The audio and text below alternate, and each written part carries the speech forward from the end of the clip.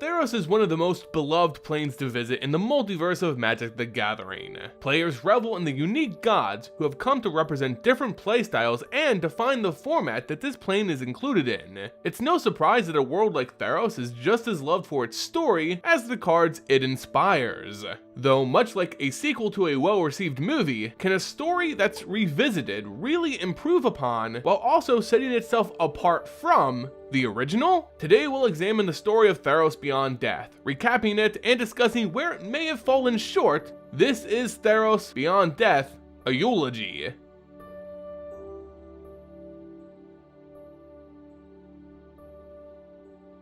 Hello everyone and welcome back to the Aether Hub. My name's Simon, bringing you more Magic the Gathering lore. Before we begin, I just want to point out that today's video is sponsored by MTGA Assistant, a new MTG Arena extension from etherhub.com. You can download it from mtgassistant.net or by using the link in the description below. I've tried it and I love it, and I encourage you guys to check it out as well. And no, I'm not actually affiliated with etherhub.com. It's actually just a really funny coincidence that we both happen to share the same name. Still, I like the extension a lot and find it helpful, and you may as well. When discussing the story of Theros Beyond Death, it actually strikes a nerve to many in the Vorthos community, those like myself who enjoy the lore and written story aspects of the game and how they flesh out the cards themselves. As a community who really cares about the story, obviously we were all a little bummed when it was announced that Theros Beyond Death in fact didn't have an official written canon lore to it. We didn't get weekly story articles online, no novel or short story. This time around, the developers decided to let the story be told through the cards themselves, a mentality we saw in the earliest days of MTG before novels became the staple for storytelling. But needless to say, the cards, while conveying the story, left a lot to be desired and excluded loads of context that just wasn't available from any other source. This truly meant that Theros Beyond Death was the closest set in modern MTG history to be virtually without a story. Just for clarity, we did in fact get some background to the events going on in Theros Beyond Death in a small snippet, basically cliff notes, provided to add what little context they could to the cards.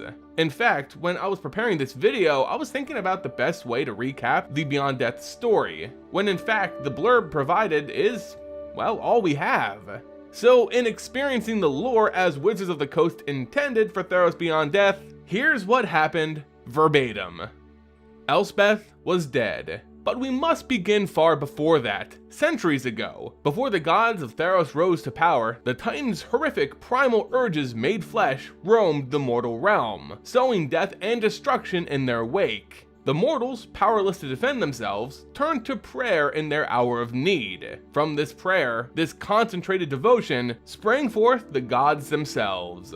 Imbued with incredible power by the faith of mortals, the gods sealed the Titans away in the Underworld. Clothes, the god of fate, volunteered to act as jailer and sequestered herself in the Underworld for eternity. While Erebos rules this realm beyond death, it was Clothes who acted as eternal seal, ensuring the Titans remained trapped. And so the gods ruled, confident in their position that they had so rightfully earned, until the satyr Xenagos presented a new threat. By harnessing that same power of devotion, he ascended to godhood himself, revealing an unsightly truth to the gods: they were replaceable. The sun god Heliod sent his champion, the Planeswalker Elspeth, to destroy Xenagos, and she succeeded. However, the fact that Xenagos ascended at all haunted him. If the people of Theros looked up to Elspeth more than Heliod himself, she would surely take his place in the pantheon.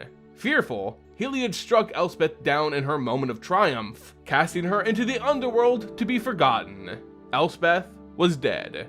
But her story was not yet over. Another planeswalker lurked in the shadows of Theros, the nightmare mage Ashiok. Ashiok lived for fear, believing it to be the great equalizer of all things.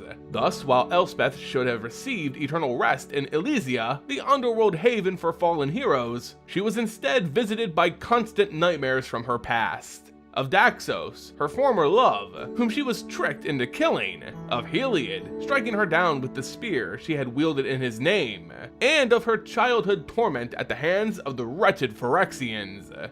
Two things came of this. Ashiok's visions were more real than most, and in one of them, Elspeth seized Heliod's spear Crusaor. When the vision had passed, a twisted version of the spear remained, dripping with darkness and power. Secondly, Ashiok learned of the Phyrexian's existence and promptly planeswalked away to learn more of these true living nightmares. Meanwhile, the god Heliod contemplated the fragility of his immortality. He would not allow anyone to take his place in the pantheon, not even the other existing gods. To that end, he pulled the soul of the oracle Daxos and transformed him into his champion in the mortal realm. Now a demigod, Daxos was instructed to remove all trace of the other gods from the great city of Meletis. The other gods, refusing to stand for such an affront, called upon their own champions from the Underworld. With this, the gods were at war, and when gods clash, mortals suffer the consequences. One such consequence took the form of rifts to the Underworld from which countless monsters poured forth. Erebos, the god of the Underworld, was consumed by this conflict. He hated Heliod most of all, and in his rage, he neglected to keep a tight grip on the souls under his purview. News travels fast, even in the afterlife, and Elspeth heard talk of rifts to the mortal realm. Realizing her work in the multiverse was not yet done, Elspeth gripped her shadow spear and headed towards a hidden exit in Erebos' palace. But she wasn't the only one seeking escape. Clothes was furious. When Xenagos attempted to take her place in the Pantheon, she was understandably upset. When countless souls dared to defy fate and reverse their own deaths, she was livid. She dispatched countless agents of fate to stop these souls from seeking new life. But for Elspeth's, a planeswalker's soul, she needed something special. So Clothes weaved her masterpiece, an agent of fate called Calyx. Created solely to carry out the will of Clothes, Calyx headed off in pursuit of Elspeth in order to preserve that which should be.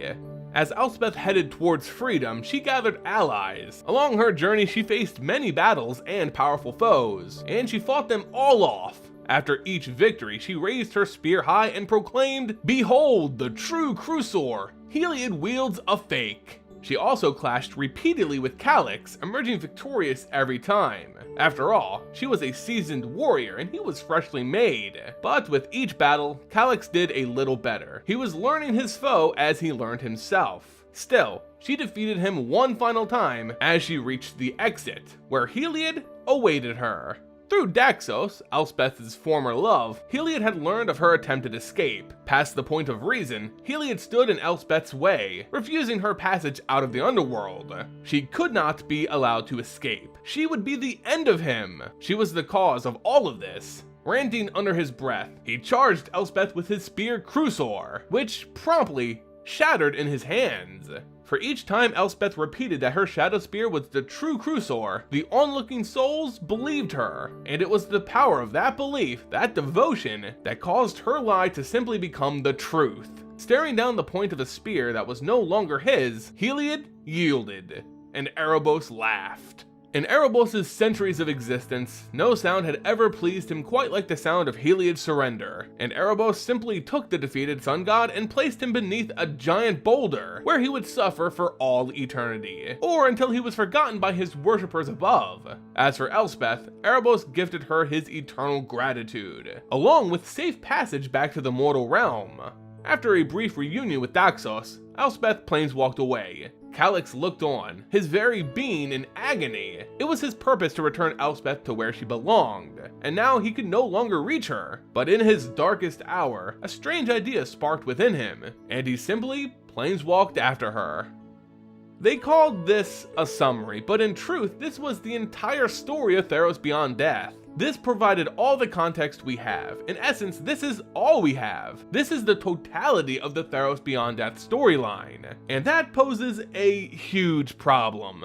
Theros, as I said at the start of the video, is one of the most beloved planes in MTG. Not only did it come with some creative card designs and beautiful artwork, but its story was deep and compelling, especially for a card game. Theros Beyond Death is a woefully lackluster and certainly not a worthy successor to the original's legacy. In the original story, we saw strands of plots that never really met a conclusion, but they planted the seeds of payoff for when we returned. One of the biggest failings of Theros Beyond Death is that it never cashed in those early investments made on our first adventure on Theros. Just a minor plot point is the Planeswalker Ashiok, their plans and purpose on Theros. All throughout the original story and sub-stories involving them and the Master Thief Dak Faden, we were left breadcrumbs that were meant to lead to some grand scheme, some ultimate plan to create an unimaginable nightmare the likes the multiverse had never seen. Ashiok cursed countless people to a never-ending sleep to harvest their nightmares and make them real. They even created their own god, Cacophony, the god of cities, using this unique magic. But like her failed god, it all ended far too soon. Now Ashiok returns to Theros but doesn't do anything besides torment Elspeth. That's it. In Beyond Death, there is no payoff for Ashiok's plans or previous experiments. They just torture Elspeth a little, then run off to investigate the New Phyrexians upon learning about them. The character in this story falls flatter than any I've ever seen before, and it's really sad.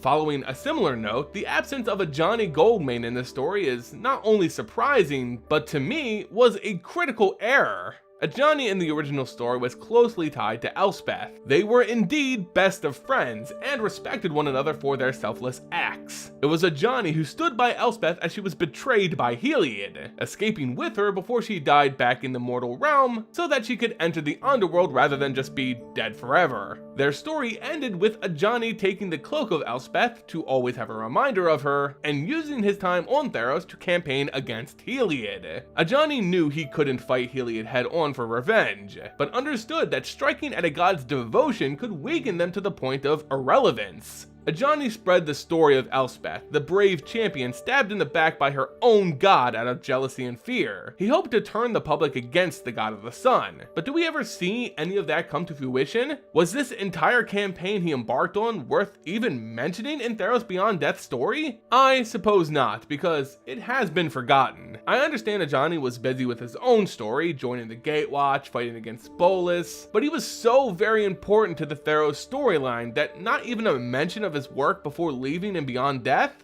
just seems lazy. It's just another point abandoned in Beyond Death.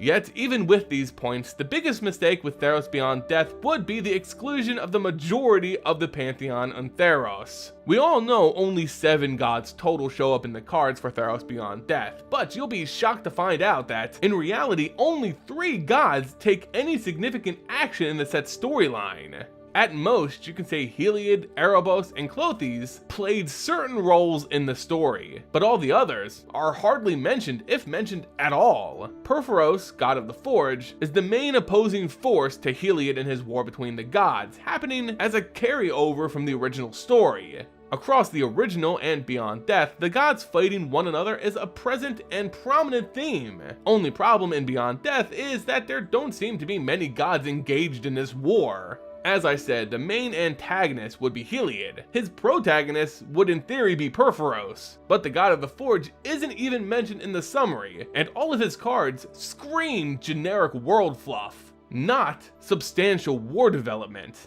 Worse still, this isn't isolated to Perforos. Every other god is basically excluded from the story, and it creates this massive hole where the war between the gods story plot was meant to be. How can you have a war between gods when only 2 gods really show up? What we get to replace the other gods in the Pantheon who don't even show up is this new idea of Titans on Theros. Now, it's no surprise that Theros had Titans on it long ago, as this plane is heavily influenced by Greek culture and mythology. However, their appearance had such little supportive context around it that you don't even think about them when discussing the story of Theros Beyond Death. Okay, so these monsters were trapped way long ago, Clothes is their jailer, they break free, and I guess Clothes just drags them back to the Underworld. This same argument could be applied to so many missed opportunities in Theros Beyond Death. Honestly, there's too many to cover in a single video. One of the most infamous would be the relationship between Elspeth and Daxos. They were lovers, he fought for her, died by her hand, then he was made a champion of her greatest enemy, Heliod. It has the setup for an epic confrontation, fighting for a god or fighting for love. Which would Daxos choose? but nothing happens. Doxos does some Heliod dirty work, but once Heliod is gone, Elspeth just says goodbye, and that's it. It's really lackluster, and it just didn't, again, pay off like we expected it to. Theros Beyond Death failed on many levels, but it was the result of a bigger problem: the method in which MTG's story is delivered and what that means for future sets moving forward. Theros Beyond Death not getting a true story, despite being one of the most story-relevant planes in the multiverse with a huge fan base, can only be described as Wizards hitting the Vorthos panic button.